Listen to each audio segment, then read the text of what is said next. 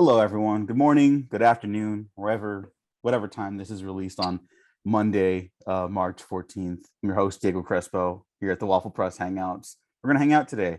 We have a fun guest. We're going to talk about filmmaking, writing, American Hostage, that new show you should be listening to because it's really good. And I'm not just saying that because we have the writer of it here, but I also have my co-host, Gina Versa. Gene, what's up? Hey, how you doing? Good to be with you this Yeah. morning or afternoon. Yeah. How's the hangover? Oh, not too bad. Not too bad. I'm just White Claws, so Okay. What time did you get home? like 2 or something. Okay, yeah, I got home like at 4 because of Oh, the time yeah. jump. I was like, oh shit, I forgot. It's fine. It's fine. We're all good. Yes. I don't think our guest has a hangover. That is Cameron Carpenter. How are you? I'm doing well. Thanks, guys, for having me on. Mhm. Yeah, I've been trying to get you on forever, but you're like, I'm too busy because I have to run Hollywood. And I was like, It's you know what? amazing that That makes a lot of entire sense. sentence was such a lie. It was. No, I appreciated the commitment to it. no, thank you. Yeah. But no, you're a busy guy. How long have we known each other, Cameron? Like 5 years, 6 years It's now? probably been 5 or 6 years. I believe I met you, I want to say 2016-ish, probably, right? That I sounds think about right. so. Yeah. Like I think we met through Sean, probably. That sounds right. I moved to LA in 2015, and I met Sean, I think briefly before that over Twitter, but then I don't think I got to meet you for a while, but I'm pretty sure it was through Sean. Yeah. Yeah. So cool guy. I miss him. I hope he's doing okay. But how are you, Cameron? Tell us about yourself. I'm fine. I'm tired. I'm sleepy. I've been doing some press for this show, and I don't know why people keep asking me questions about it. It's kind of out of my hands at this point. Kind of the show is what it is. I'm happy about it. I think it turned out pretty great. But I'm doing well. How have you guys been doing? Oh, we're doing good. We talked about the Batman last week. I listened. Yeah. Did you like it? Can you I say? agreed with probably most of what everybody had to say about it. I Yeah. was pretty much on board with I think everybody's thoughts. Yeah, no, it was good. I'm a fan of that Matt Reeves, and I want him to keep making movies, Batman or otherwise. Yeah, we usually open up the show before we get into like conversations, like what else you've been watching. But is that like the only thing you've been watching recently? Last night I watched Turning Red, which I really enjoyed. I thought it was excellent, to be honest. I wouldn't say that I didn't have like high hopes, but just Pixar in general, I think has kind of bummed me out a little bit. But I thought it was terrific. So I highly recommend Turning Red. Does a lot of stuff that Pixar movies usually don't do. Like it commits to some ideas and stuff that I don't think Pixar is really committed to in an interesting or cool way. And the animation was fantastic in a way where it wasn't just like photo real. It's like interesting, kind of like it's not akin to Into the Spider-Verse, but it has its own animation identity, which I think is like a breath of fresh air. So Okay, yeah, that's interesting because like there's been some headlines about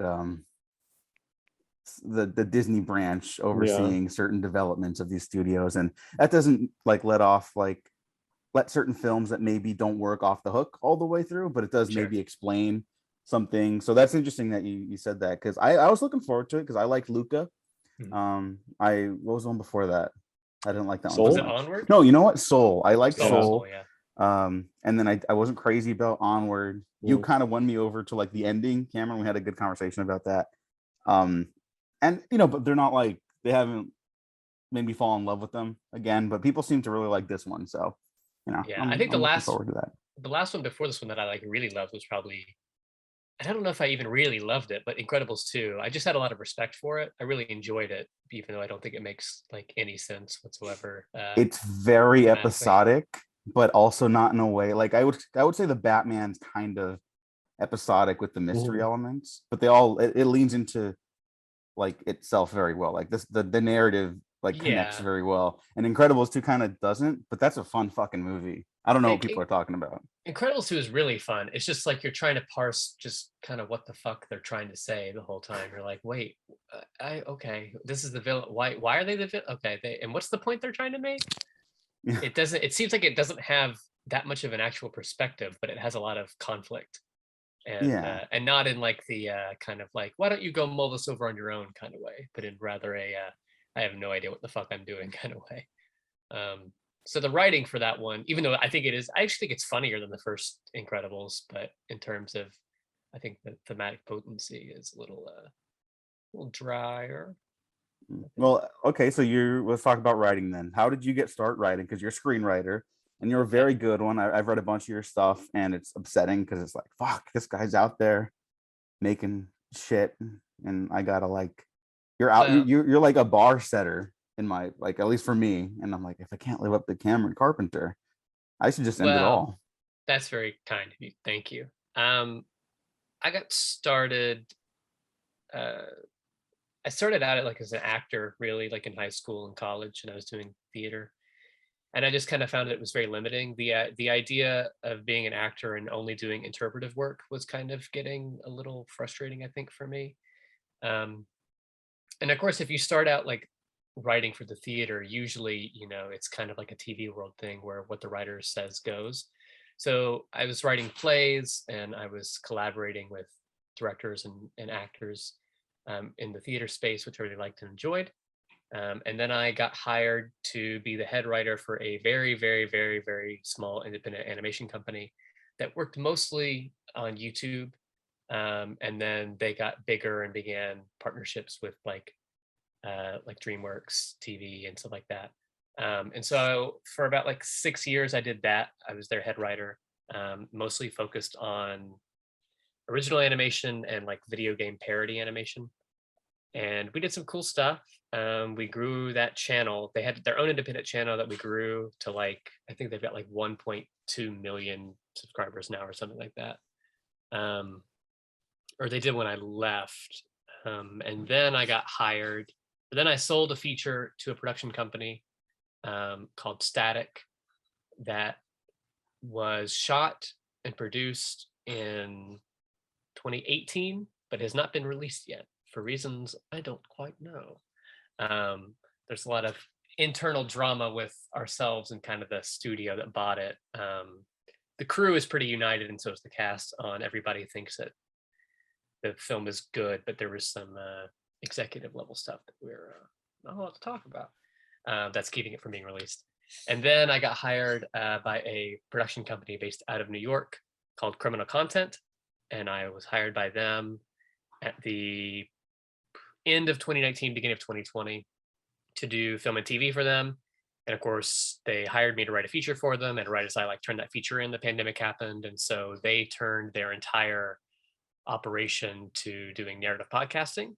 So then I pitched them a narrative podcast called American Hostage. And they said, okay, we'll do that. So then we did that. Now it is out on all podcast listening avenues, including Spotify and Apple Podcasts, which we are releasing episodes there week by week. And then the entire show has already been released on Amazon Music, if you feel like you want to go ahead and binge the entire show. So that's my.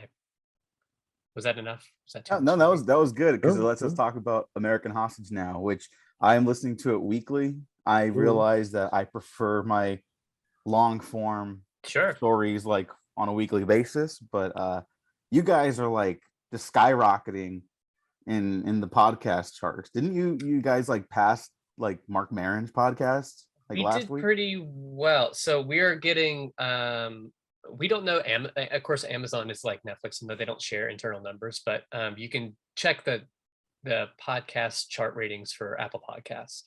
And on Apple, which is kind of the main one, apparently, is what they're telling me. I don't know.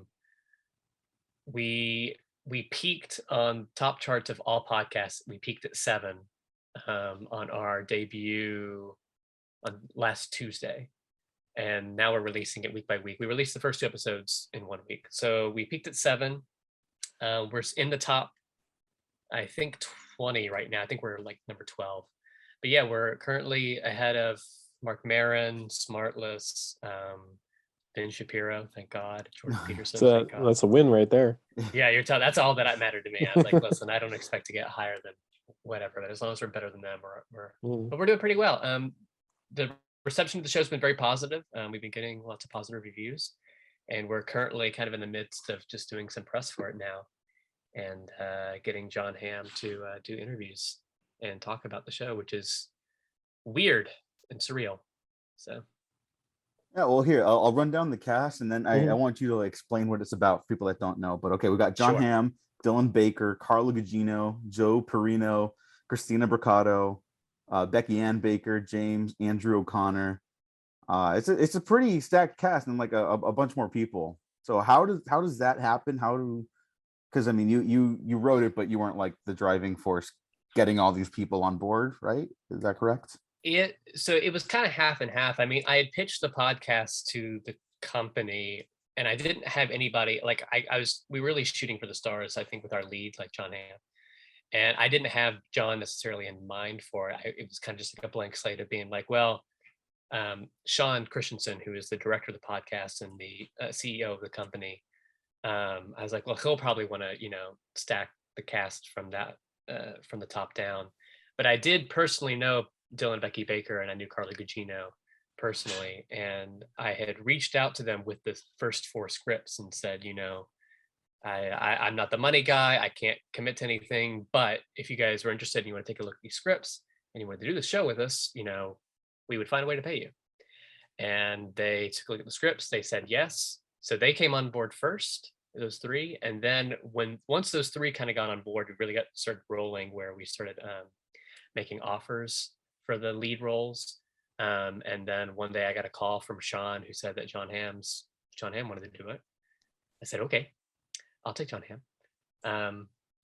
If you have to, John Hamm. So John came in. The role that we were really kind of debating on figuring out was the role of Tony Kuritzis, who's kind of the heart of the story. American Hostage is a podcast based on a true story that happened in 1977. In which a very angry, disgruntled man tied a shotgun around the neck of a banker and paraded him around the streets of Indianapolis, and then basically hogtied him in his apartment for 3 days. And in that 3-day period, he called a local newsman, Fred Heckman, played by John Hamm, essentially to air out his side of the story. And so our podcast is from the perspective of Fred Heckman, John Hamm's character, as he basically tries to mediate this hostage situation. And it's kind of I had initially pitched the story as like 3 of my favorite movies combined, where it's Dog Day Afternoon, Failsafe, and Network, because in the real life story, Tony Kuritzis ended up doing a live press conference on TV with his hostage Dick Hall tied up to the shotgun, basically ranting and raving, and every cable news network decided to air this live, and we kind of interrogate why the news was willing to put a situation so red hot on everyone's TV at the time. And it's a pretty incredible story, and Tony Kuritzis ended up being played by an actor named Joe Perino, who has been acting for years. I had seen him in things and didn't know we had a connection with him. He was one of Sean's good friends. He got his start in a movie called Sleepers with Brad Pitt, Robert De Niro, and like Dustin Hoffman, Kevin Bacon, like a stacked cast, where he was kind of like the lead role for like the kids version of that story, and then they do like the adult version of the story, like the adult timeline. And then he was in The Sopranos, and he just finished a run on Power, and he fucking kills it. I think everybody in the show is great, but I think Joe specifically as Tony Kuritzis is pretty incredible and very vulnerable in a way that I think we're not used to seeing these angry kind of man with gun characters. So that's the cast, that's the story. We got really lucky, and I think Sean and our sound editing team did a really phenomenal job with the show. We mix real archival footage with kind of the acting and the dramatizations of it. And I don't know. I mean, Diego, you're listening to it. Do you like it? I mean, no, I do really like it. And like I haven't listened to like a podcast series like this before, because I think I'm just I'm getting grumpy and old, and I'm like, oh no, I'm watching TV. Like, why would I listen to something I could watch on television? And I know there's no like live action version of this. This is just the only version of that. But I found it really engaging, and I'm not just saying that because you're here. Like I would probably tiptoe around it if I didn't find it super exciting. And like I had never heard of this story before, Yeah. and like what a lot of these like, because I have a weird relationship to like a true crime documentary stuff, and you've adapted it for this, but I find it sometimes a little exploitative. Oh, 100%. Yeah, absolutely. And the series is like interrogating the very idea of that exploitation, and Yes. it's like a perfect storm of like fact and the way you approach it through fiction. So I find it really exciting, and the performances are fucking killer. I could like I mean I love like John Hamm's voice. He's got such like a commanding voice, I mean Yeah, it's that's very why I watched calming. yeah, that's why I watched Mad Men even when I wasn't really watching dramas at first when that was airing. And I was like, office building show? What is this? And it's like, oh fuck, this is like captivating. Holy shit. Yeah. And kind of takes me back to that a little bit too. You also mentioned, and I want Gene to hop into a little bit, Sure. but Cam, you mentioned your favorite films. It's a lot of Sidney Lumet in there. Oh, I It's didn't all Sidney notice. Lumet. I Mhm. didn't notice. Yeah. What what's your relationship to that director? Um, I was introduced to Sidney Lumet with Dog Day Afternoon. Um, well, I think as a kid I'd seen like The Wiz and I'd seen other movies of his, but didn't really associate them as like Lumet movies. And then when I was in high school, I saw Dog Day Afternoon, and I was just like, holy shit! And I just kind of got on a Lumet kick from there. Um, my relationship with him is very interesting in that I think he's the greatest director of all time, who also has like 10 movies that are some of the worst movies I've ever seen in my life. Was it The He is Wiz? I like The Wiz, but I Uh-huh. recognize that The Wiz is not like I would not say a fantastic movie. Um, but yeah, I don't know. I feel like we would end up talking about Lumet for literally hours and Oh, hours and hours. we don't have to. I know because I mean, Mhm. your Twitter handle. What is it right now? It's like Right now it's Lumet Fan Cam. yeah. So like Yeah. you're clearly upset. I mean, if you're watching the YouTube version, which only a couple of you do, thank you for that. All our numbers come from Spotify, iTunes, and SoundCloud. But if you're on the YouTube version, you can see behind Cameron Oh right yeah, now, there's Dog another Day one too. Afternoon, 12 Angry Men. And then What's it's the a other? it's a fail-safe poster, but it's a French fail-safe poster. Oh, Oh, okay. I mean, that's a okay. great poster. And at the beginning of the pandemic, when we were hanging out over Zoom like this, you convinced me to also go on like a Sidney Lumet-a-thon. And I was like, all right, I'm gonna hit all my blind Yeah. spots. And I haven't hit all of them yet. But one of the ones I'd seen for the first time was Failsafe, and it's a Hmm. very politically charged film. I think he was a very politically charged artist, just in general. And that Yes. film, like I saw that in like May of 2020, maybe June, July. Not a great time to watch a movie like that because I was like Mhm. angry the rest of the day. Yeah. It was really upsetting, but it's so fucking good. And a Yeah. lot of people compare it to Doctor Strangelove. I think there's Yeah, very similar we subject were matter. talking about that. Yeah. Yeah. Go ahead. Isn't Go it ahead, isn't it Gene. the same book? I want to say, or because we were discussing like, is it the same book or is it like a book that's like similar? Both are based on. Or something? It's two different books, but there was I'm trying to remember the specific details of. So there was at one point, because they obviously were released in the same year. It's Yeah. the same subject matter. One's a comedy satire, the other one's like a straight drama thriller. Mhm.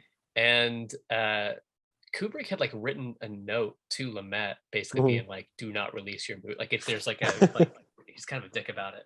Yeah, he's known for his antics for Stanley Yeah. Kubrick, really? I heard he was Mhm. great. Great to work with. Which is a little strange because apparently they were like, they were on good terms, I think before and after, but I think when that happened, it was just, a little bit nightmarish. But of course, Strangelove came out first and got all the awards. And I like Doctor Strangelove. I think it's a great movie. I do think I prefer Failsafe. Some of the filmmaking in Failsafe is just like, Jesus Christ. And I think Failsafe has the best ending in a movie. It's my favorite movie ending like the whole time. Like I just think it's like, good God, you walk out of the movie, you're like, what the fuck? I won't spoil it for anyone who has not seen it. But, Yeah, I will not either, but it was ridiculously upsetting. Like I hadn't had a visceral reaction to a movie like that yeah, in a while. And it's not that there are movies I prefer, but it's just Yeah. like it felt like an assault. And yeah, some of the filmmaking, I think Devin Scott, one of the hosts of Film Formally, a podcast I just started listening to as well, and cinematographer. I think he's a colorist too as well, right? Yeah. But yeah, he always has like Twitter threads now about like filmmaking stuff, and he was highlighting some of the sequences of Failsafe that were just spectacular. He and Will Ross have an episode on Failsafe, and then they also invited me on their podcast to talk about Before the Devil Knows You're Dead, which was Lumet's last film. So they do a lot of great analysis on that. Anytime you have Lumet questions, I'm more than happy to try to. And anytime you need like a movie recommendation, I will not recommend stuff like Family Business, which is maybe one of the worst movies I've ever seen in my life. But yeah, I think also a lot of people are kind of like rediscovering Lumet. I know that like Christopher Nolan's like a huge Lumet advocate. Like he talks about Lumet a lot. Paul Thomas Anderson's a big Lumet guy. Angelina Jolie is a big Lumet person. So they're out there. And I think we're slowly kind of like, he's like becoming a more unearthed director, which is awesome. Wish it happened 50 years ago, because we would have probably a somewhat different political climate in terms of like movies. But yeah, I don't know. I mean, like, you know, not to go back to fucking Batman again. It's a pretty good movie, so I don't feel bad bringing it up. But like, you know, Matt Reeves mentioned like Prince of the City was inspiration, and especially for a Gotham City police show that's evolved into something else. But actually, when he explained it, I thought it was super interesting. And then I guess you had brought up to me that like Nolan mentioned Prince of the City was an inspiration for Batman Begins as well. So Nolan used a lot of Lumet stuff for his Dark Knight trilogy. He like the entire sequence of he used a lot of like Michael Mann and Sidney Lumet. He's a big fan of both. And he, for like the Dark Knight, the interrogation sequence is like ripped straight out of the Lumet movie The Offense with Sean Connery. And then he also, for I believe he said for the like just the script blueprint for The Dark Knight Rises, he modeled it after Prince of the City. Prince of the City is I think it's a great movie. It's also like Martin Scorsese's favorite Lumet film. It's a movie that gets a lot of like, this is the real secret gem of, you know, Lumet stuff. And I think it's great. I would say though that his best like police indictment movie would probably be Q&A, in terms of, if it depends on the kind of the lens you want. But when I heard Matt Reeves was like looking at Prince of the City for like the Gotham TV show, I was like, okay, that's like good, that's interesting. But you know, the issue I think with when we talk about the police is it's systemic, but it's also, you know, it's racist, misogynist, it's xenophobic. I mean, it's everything wrapped in one. And I think that the best Lumet film that really targets those things is his 1990 film Q&A, which has Nick Nolte and Luis Guzman and Timothy Hutton. It is it's got the worst score I've ever heard in a movie, like the worst soundtrack. It is so terrible. It's like a Ruben Blades soundtrack. But the movie itself, I think, is pretty tremendous and very like, it's kind of incredible to hear the way these characters talk about race in that movie. You're just like, Jesus, they talked like this in like the 90s. Like this was a thing in movies, and now it just kind of seems to have evaporated for the most part, I think. And it was like just a mainstream movie. I mean, it was just kind of like, well, people were going to go see it 2 o'clock on a Sunday. So yeah, I think, I don't know, the movie landscape now is very strange and weird, and I think a little diluted from what it could be. Yeah, well, let's talk about that, because I find that super interesting. I mean, you and Gene are much more involved in the industry directly than I am, but like for me, like I just rewatched Romeo Must Die, which is not like a masterpiece. That's fun. I think I love it. I love it so much. R.I.P. Aaliyah. But you know, it's a movie about an Asian and a black lead falling in love, basically. Like it's Romeo and Juliet in Gangland America, but it's just like, it just works, and it didn't feel like a radical movie like when it came out, I guess. And now rewatching it, I'm like, hey, this is different, and it feels radical now compared to certain things that come out. And why have we moved away from this? And it's not like a masterpiece. It is one of my favorite movies, but it's like the bar feels like it shifted so drastically for the worse, you know, and I feel like we're getting less interesting perspectives on these things. So like Yeah. what is your like insight into that, if you got anything to say about it? I don't know if it's necessarily insight, and I'm sure this is something that you and Gina noticed too. But I mean, Mhm. growing up, because we're all around the same age, I think that like we were introduced to a lot of, I'll just use the broad word diversity and different perspectives. I think in television shows, without really thinking about it. Like I don't know what you all necessarily grew up watching, but I remember like even my kids' content. I was watching a lot of like Keenan and Kel. I was Mhm. watching a lot of like Sister Sister. I was watching like a lot of, you know, all that, or even shows like Power Rangers or whatever, where Mhm. they would have like, you know, they were all diverse casts, almost to like a tokenizing point where it's like this is Yeah. the Asian Power Ranger and here's the Black Power Ranger.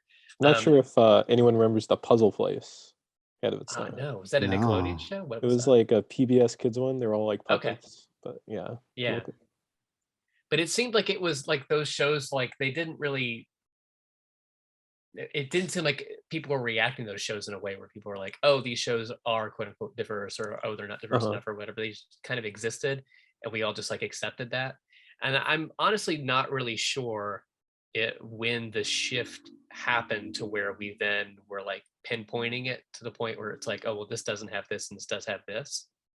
um I don't know, you'd have to have someone smarter and probably not white to Well, no, but I pinpoint. mean, yeah, you're a white devil, but I appreciate you, like, you know, for lack of a better word, you're a woke white devil, you know? Like I you at guess. least have your finger like on the pulse and can recognize like, hey, like maybe yeah, I don't need to talk about this.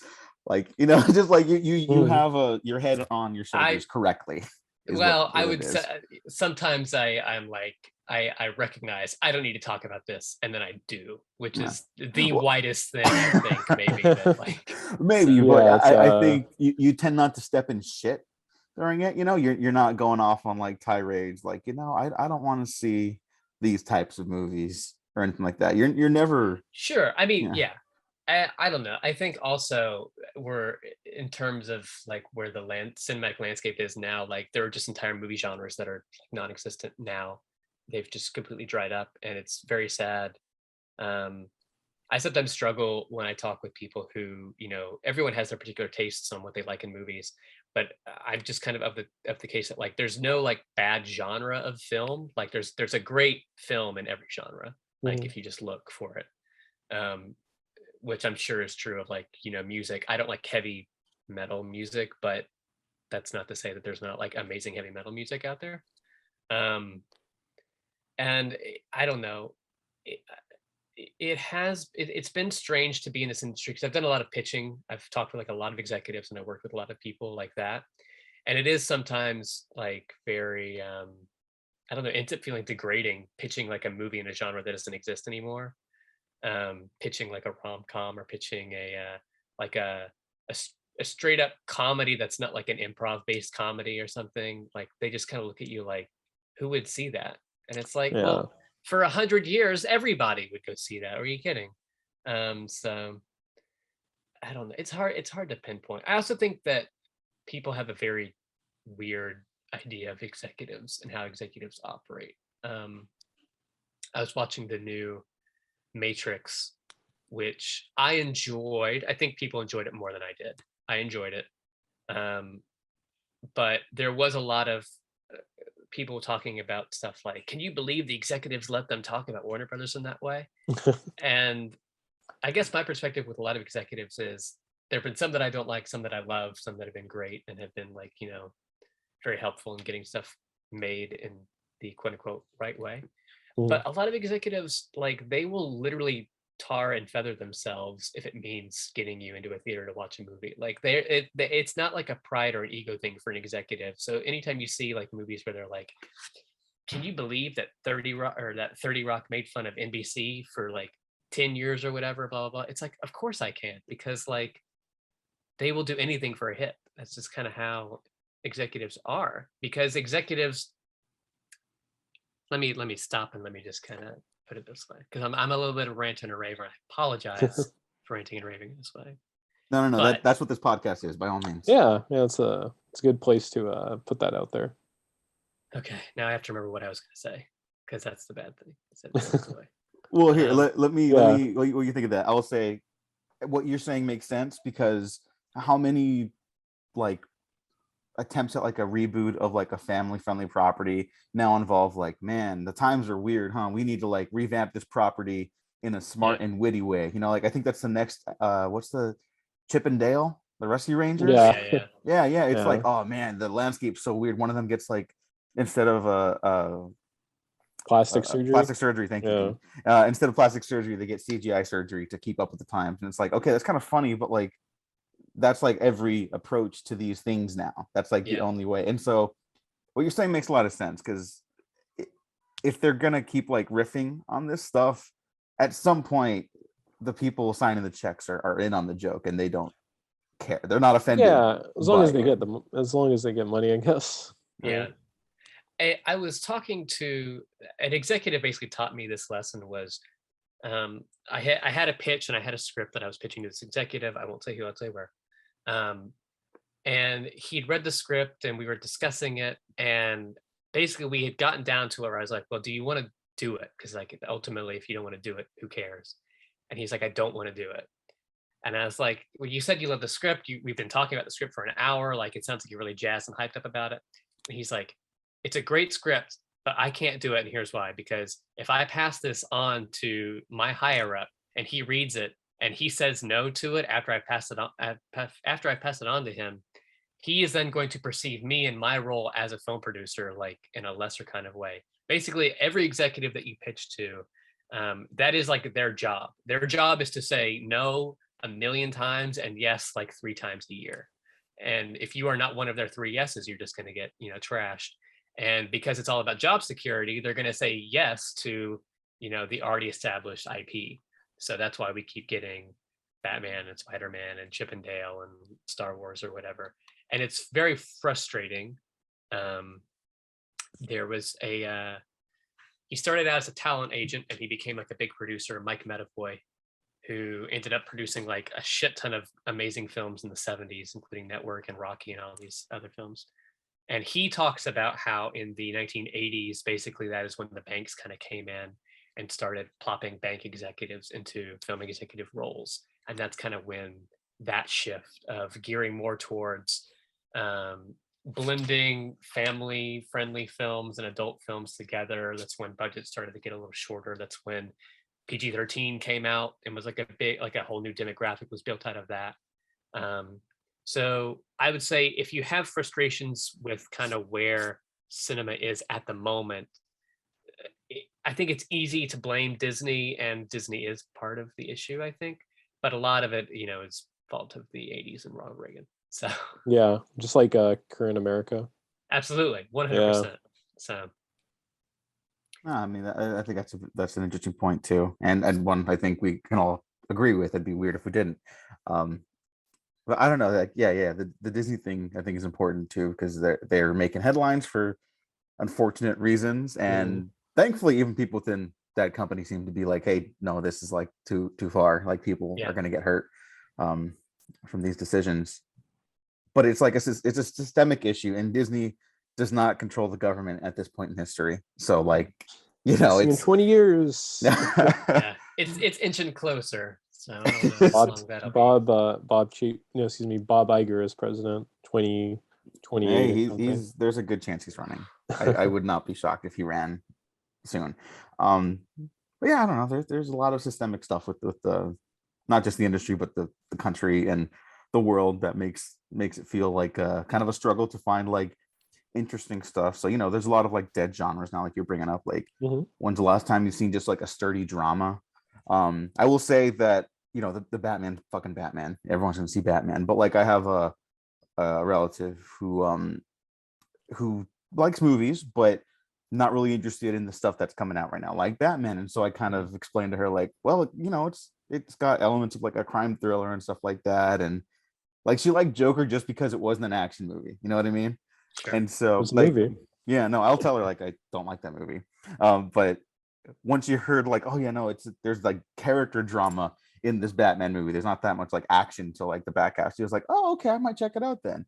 And so I think there's still people that want to see these things. And I don't know how we get them back for the theatrical releases, I guess, is all. And I guess that's just kind of a bummer. I don't know if I have a point. I just wanted to complain about that. I feel like people are willing to show up. I mean, part of it is the theatrical experience, like, is not like a great experience a lot of the time because of cell phones, because of weird people. I mean, that's one thing. I mean, sometimes the actual chain. I mean, Paul Thomas Anderson likes to talk about how like the actual chains themselves just don't take care of the theatrical experience whatsoever, which I agree with to a certain point. I mean, just speaking about like Batman, I think the new Batman, filmically, in terms of technique and artistry, I thought was phenomenal. In part, I think why Batman is resonating with a lot of people, and also creating a bit of a divide, is that it's so committed to actual like imagery. Like it's not a film that it feels like it is shot and cut out of coverage, or shot and cut out of, like, it's very intentful with where you need to be seeing images. It's just intentful about what the perspective of the audience and the characters and the camera is at all times. And I think that we're just kind of, because TV is now prestige TV and TV has become the new movies, it's now gone on the movie side where we're now shooting movies like we're shooting TV with TV production schedules, and we're getting a lot of lazy filmmaking because of it. So we're doing a lot of, it feels like every new MCU movie is shot like on 3 different lenses the entire movie, with like standard coverage and standard. And that's actually, we don't have to talk about Eternals, but that was one of my big beefs with Eternals after you forced me at gunpoint to watch it. I liked it a lot, and I hostage. said I think you might too. I was wrong. You were wrong, but let me explain why. This is why. It's because here's the thing. Like I heard you talk about it, I heard Matt talk about it. When you guys talk about the themes and the ideas and things, I don't disagree with that. I think that is there, but I think you guys also, you all know this, I think you agree with this as well, is that films ideas are only potent really in the way that they are done, outside of the story element, outside of the narrative element. Although those things are important, like how something is shown and how something is done in a movie is like relevant to what those things are. And my issue, I think, with Eternals is that the filmmaking itself is identical to me in terms of cuts, in terms of coverage, in terms of like where and how they're shooting things, in terms of special effects use, in terms of like what looks like assets that they pulled out of other movies. It's also similar to me that it's kind of like, well, then they're just kind of saying the things that make this movie different, but they're not actually, like, I'm not actually engaging with it filmically.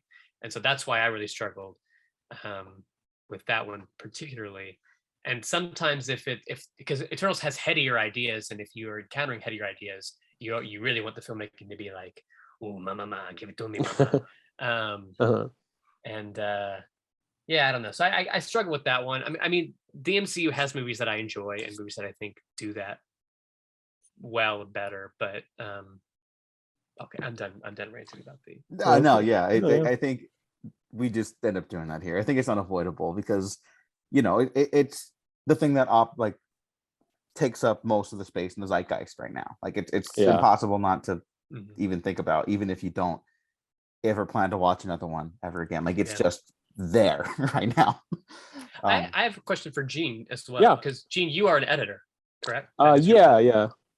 When you are editing, and when you get the dailies come in or whatever, and you're editing, I mean, do you begin to see specific patterns in the filmmaking through like the filmmakers themselves? You're like, even though the filmmakers are different, do you see patterns in like, oh, this scene is shot just like this scene is shot, and so I might just have to edit it in the same way because there's not much to work around? Or how do you feel about that? Yeah, I mean, I for a lot of like coverage seems you see a lot of patterns or similarities in part of the coverage from scene to scene. So I think even maybe like subconsciously, I'm probably thinking that, because you're also just trying to get it done and organized and put together in a certain amount of time. So yeah. Would you say that a high, maybe the highest volume of clips that come in are like OTS conversation shots, basically? Yeah, I mean, I get a fair amount of that. For some of the films I've worked on or assistant edited, yeah, I would say a lot of OTS for sure. Yeah. Yeah. That drives me crazy. Sorry. No, And they're no, not, it's the all thing right. is, people aren't doing anything wrong when they do it. I think that it's just like a lot of how production models are built now in terms of how you get to set and how much time you have to shoot hmm and how much money you're given and stuff. Like that's just kind of how a lot of people end up shooting their Yeah. stuff, is a lot of Yeah, I that. mean, And yeah, the logistics of it, because again, you're trying to film like whole scenes, within this period of a day or something like that, or if you're working on something really low budget, I don't know, like a asylum movie, you have like 2 hours or something to get like right. less than 2 hours, who knows? So yeah. Yeah. And yeah. And it's just, and older movies, not, this isn't to say older movies are always better, because that's not true. hmm But older movies, they tended to just not have that be such a like a prevalent problem, is that they just kind of, I think, widened the sphere of filmmaking, where they would, have different ideas on how to shoot even standard conversational scenes, where it feels like now, again with Marvel, it feels like there are like the action sequences, which they, have at the beginning and at the end of the first act, and the second act, and the third act, or the third act is just the action sequence. And then everything in between is just like OTS conversations. Yeah. And I'm just like, man, it's just so sad. That's a lot of blockbusters in general now, I think. But Yeah, I mean, to that point too, I think when people bring up like, well, older Hollywood kind of allowed, even it wasn't perfect. It was never like a perfect system where like the best artist was given the best tools. Like it was always a struggle, I'm sure. But like Francis Ford Coppola wouldn't have the run he did in the 70s now. Like he wouldn't go from The Godfather to Apocalypse Now to Godfather Part 2 and all that shit. And I think there's just a sadness to that, because there's so hmm many talented people out there. I think like Yeah. even Gene, like it's a struggle to get stuff made on any level. And Yeah. it's like, it's not that there aren't talented people working. And I always try to reiterate that too. It's just that a lot of people aren't given the opportunity to kind of show what they're capable of. Yeah. And unless you make like a Sundance movie, I Yeah. think my podcaster pal Vice Victus calls them cracker ass Sundance movies. And he's right. I Yeah. mean, and hey, there's great stuff out there, Mhm. like Coda. I'll bring up Coda because that's another hot topic on filmtwitter.com. It's a movie I enjoyed, but people are like, they have their knives out for it because it's just like a little movie and it's not very well made, but it's sweet. But Mhm. I have not yeah. seen it yet, so I No, cannot say. I Yeah, don't me think you'd neither. like it. Huh. Just, it's a cute little movie. The world's ending. I was like, it made me laugh. Thumbs up. Yeah. Well, And sometimes that's also okay too. Sometimes sure. we like movies that just aren't that well made. I think another one, Snake Eyes, which I would not recommend you Mhm. watch, The especially. De Palma Snake Eyes? No, Oh, that's a the great GI movie. the GI Joe The one? GI Joe one. I was like, Oh I man. enjoyed that. It's not great, but I didn't see Yeah. that one either. no, you don't need to. Mhm. You would definitely not like that one. Yeah, I didn't care for that, to be honest with you. Snake Eyes, yeah. It's fucking GI Joe. I'm not gonna defend it to the death. I don't give a shit Yeah. about GI Joe. Well, I what's just like that interesting, one. it wasn't Steven Summers didn't direct that one, did he? I mean, I know that he directed the first two GI Joe movies, didn't he? He directed the first GI Joe. John M. Chu directed the sequel with The Rock, Oh, okay. Mhm. which has like one really fun action sequence you can watch on Yeah. YouTube, and that's all you need. This one was directed by Robert Schwentke. Oh yeah, the R.I.P.D. guy. Yeah, but it was Mhm. lensed by Bojan Bacelli. And so Oh, like there are moments in that movie that look like incredible. okay. It has like specified lighting. There's a Yeah. great like color palette to it. And it's just Mhm. like, imagine if they got like a real human being to direct it. Like it would have been Mhm. probably really good. And so Well, I think it's that's another thing I just want to say too. Like you can always feel like when a movie has the potential to be really great and fun. Mhm. sure. And then it's just like this is missing that one thing. And in this case, it was the director. And a Yeah, lot of person. times. Oh, go ahead, Gene. I'm sorry. Oh no, I was just gonna say an actual like person, you know. Yeah. Well, a lot of times too. I mean, in like even Steven Summers' case, I don't think Steven Summers is like an amazing director, but I rewatched Van Helsing the other day, Hmm. which again, not an amazing movie, but Yeah. a lot of fun. A lot of But personality, yeah. yeah, there's a lot of personality, and just the filmmaking itself. I mean, like the opening shot after the opening black and white sequence with Frankenstein, when Van Helsing is like going to like chase down Hyde, it like opens on an image of like the Hyde wanted poster. We're there, like he takes down the poster, he looks at it, he moves, and then the camera follows him moving it, and then he like pulls down the poster, and then you see London. And like that one little shot, which is like 4 seconds, it's like not a shot that I feel like we see in blockbusters anymore. And you look at it and you're like, this is the easiest thing in the world to, like, you would think, to be able to pull off, and we're just not really like even doing that. And I'm sure a lot of it is just, it's just time and money. It's that they don't want to give time and money to these major productions anymore, and it's really annoying. It seems like everything is basically just about the idea of the movie being made rather than the actual film. So I have not seen Spider-Man No Way Home yet, but like I'm sure that if you went into any room and said we're going to bring back Andrew Garfield and Tobey Maguire for the Spider-Man movie, like boom, there's the money right there. The money's rolling in. Like it kind of doesn't matter at that point what the movie is. Like you did that and people are into it. And so I make a good, I don't know. I keep saying I'm not going to talk about Marvel. No. Okay, well, let's up. talk about other stuff. So, like, I for the record, I'm also a big Van Helsing fan. Gene, did you have something? No, I love Van Helsing. I was going to say that, but yeah, no, yeah, it was pretty. I was psyched to talk about Van Helsing. No, Van you Helsing. Talk about Van Helsing. It's a lot of fun. It is a lot of fun. It's, I don't know. I feel like when they try to do the Dark Universe thing, it's like they kind of had the answer in the early 2000s, the blueprint, and they just didn't capitalize on it. I don't know what happened. Yeah. Okay, but here's another thing, because I know we only have you for a little bit longer. Dead genres. What is like your go-to genre? I know you're a fan of like many things. You've written a lot of scripts of like various different genre capacities. But if you have like a touchstone or like a favorite one that you could spend like the next 10 years of your life just writing this, what would that be? Probably mystery noir kind of. I mean, I love mystery noir. I'm a big detective guy. I love Columbo. I love Monk. I love Shane Black's mysteries. I love Kiss Kiss Bang Bang. I like The Nice Guys. And I just really enjoy the structure of writing those kinds of things. That was in part why I enjoyed Batman so much. And the one thing that frustrated me about Batman was because of that as well. Yeah, I love the mystery genre. The Last of Sheila is, I love Clue. I was just going to mention that. What's the A, B, or C for the endings? I think that my favorite ending is probably, so there's one with Miss Peacock. There's the one, I guess the one where all of them kind of do one, and then Mr. Green at the end gets to go home and sleep with his wife. I think that's just like one of the best ending lines of a movie, where he's like, I'm gonna go home and sleep with my wife, and then the movie just ends, and I'm like, you're not gonna get better than that. Yeah. I'm trying to think. Oh, because it's Miss Scarlet is the first ending, and then it's Miss Peacock, and then it's the one where all of them are the killer. Spoiler alert. Sorry.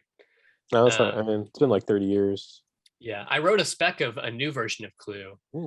But I think the guys who wrote Deadpool are like doing the new one. Oh no. Yeah. I didn't want to say anything, and immediately Gene. I think that's a good summary of my reaction. Oh no, yeah. I will say, yeah. I mean, I like some of their stuff for sure. I mean, but I wouldn't want them doing Clue for some reason. Yeah. I think they're doing it with like, I can't remember if they're doing it with Jason Bateman and Ryan Reynolds, I think. Oh yeah, of course. They're attached. Yeah, so. They're Ryan Reynolds boys. That's how they got him on the Michael Bay movie, right? It was like a package deal with them. They have points in his vodka, or what does he have? I don't know. It's like that, and then that Alien ripoff, Life. I'm all for Alien ripoffs, but I was not a fan of that. I think they did that one too, and so they're sticking with them, you know. So, I mean, you know, stick with your tribe. I respect that. I don't like the movies, but I respect that. Okay, so I guess last question then, if we got to let you go soon. Writing, we talked about that. You were also a director. How often would you want to direct if you had to choose between writing and directing?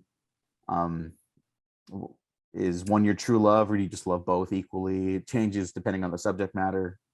It depends on the project. I mean, there are projects, I mean, you've been on a set that I've directed before. I like to direct. I also like to give things, I as a writer, I like to see interpretive work from directors. I think that I sometimes have an issue. You know, writers in Hollywood, especially film writers, are not treated well by the studios in a way that's like infuriating. Um, I'm not I'm not someone who believes that the writer's word is like gospel. I think that you can change a writer's, or you should at least invite the writer in to collaborate and to make those changes with the director. But I love the idea of filmic interpretation, which is what a director's job actually is. I think a lot of people, a director, they only do two things: they delegate positions and they interpret the work, and that's what their jobs are. And when you have that perspective, you then realize that directing is just like a collaborative process. And I like giving scripts to people and seeing what they do with it. And sometimes I ask, I'm like, hey, like if you have an issue with the script, let's talk about it. But sometimes they just, the way that they will come about a cinematic idea with the script is like interesting enough. And even if I don't agree with it, at the end of the day, I think that's part of what makes the process beautiful, is that somebody can have a different take on it of something that I've written. And even if I come out even if I walk away being like, man, that kind of sucked, like there are people out there who that resonated with even more. Like I didn't have the only perspective. I didn't have the full perspective on it. Like it's always a malleable process. There are scripts of mine that I'm like very protective over, where I'm like, only I can direct this and only I want to do this. But I would say, I think that the more, for me personally, that I get into that kind of mode, the more limiting the projects become, I think. And I think that even on set, people can kind of feel the tenseness of me just trying to be the active controller of everything. And I don't know if that's the way you need to be directing things. So I would say my directing process is like an active learning process. I don't know if I'm even any good at it at this point. I'm just trying to, in certain delegations of my roles, whether it be a writer or a producer or a writer, I'm trying to figure out what's the best way to get this movie A, fucking finished, and then B, watchable. So that's kind of where I stand on it. Hopefully I'll get better at all of it in the future, but it's a little rough right now. So. Oh, you could have fucking fooled me. Sorry, go ahead, Shane. No, I was gonna say, yeah, time is on your side. So I hope so. I don't think I'm that old yet. I turned 30 next month. But happy birthday. Yeah, happy early birthday. What do you want for your birthday? What do I want for my birthday? Yeah. A nap. That's that. I can't help you with that, but great. All right, yeah, we'll make that happen somehow, somewhere. Perfect. Gene, anything else we want to bug Cam about while we got him? No, I was just saying I really enjoyed the podcast. Listened to the first 2 episodes, and thank you. Yeah, of course. Yeah, it was, I was gonna ask what you thought on radio plays, because it's just interesting that all the I go back and forth. I mean, here's the thing: I've written one now, so I don't want to be like a dickwad that's like, oh, radio plays aren't that great until I wrote one. That's not true. Before I wrote this one, you know, I was trying to pitch ideas to our production company, and of course there's Orson Welles' War of the Worlds. And one thing I was thinking of in my mind was, I was like, well, why don't we try, there's been like a new radio play War of the Worlds with like a big, all-star cast or whatever in years. Why don't we try to do that? So before I did that, I listened to like Orson Welles' War of the Worlds, and like maybe like 15 minutes in, I was just like, nobody should ever try to like do this again. Like it's a wonderful radio play. Yeah, it convinced so many people that actual aliens were invaded. It is astonishingly well made. It is absolutely, like, the performances are terrific, the writing is terrific. I mean, and it's also just so like, it's like as bare bones as you can possibly imagine it, and it's just so effective and visceral. So, and I've listened to a few others which I've enjoyed. Sometimes it's just I don't know, you do a lot of heavy lifting. I think if you've just got to be able to write realistic dialogue if you're doing radio plays. And I think that I shouldn't say that, because that's not actually true. You don't have to write realistic dialogue.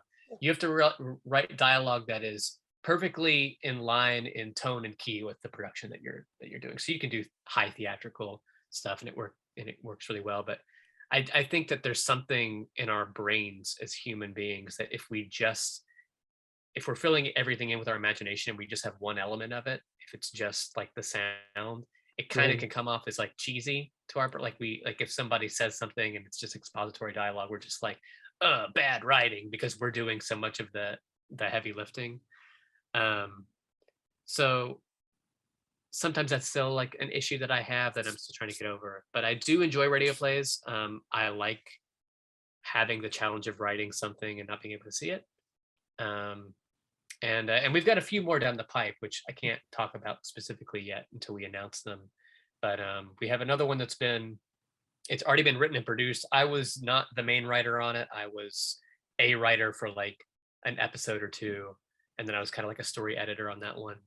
And then we have some more that we're kind of like developing at the moment. So we're gonna hopefully keep going, especially if this one keeps doing well. But Yeah. I appreciate you guys listening. I also listen to your all's podcast. Oh, thanks. Diego hears me complain about his opinions all the time. Yeah, no, the funniest one, because it wasn't just you, and I swear I'll let you go soon. After Far From Home, the retrospective where Matt and I were just like excited about cats the whole time, and we're like, we don't really like the movie, whatever. You and several other people personally messaged me like, you guys didn't really talk about Spider-Man, and I am proud to say that episode has aged gracefully, because now no one likes that movie. Yeah, no one likes that movie anymore, thankfully. I mean, nerds do, but like whatever, you go outside. All right, so you got that coming out. Is there anything else you can kind of tease you got coming up? We are working on a little Western web series that you have been on set for. We are we just finished shooting the 3rd episode like maybe a month and a half ago.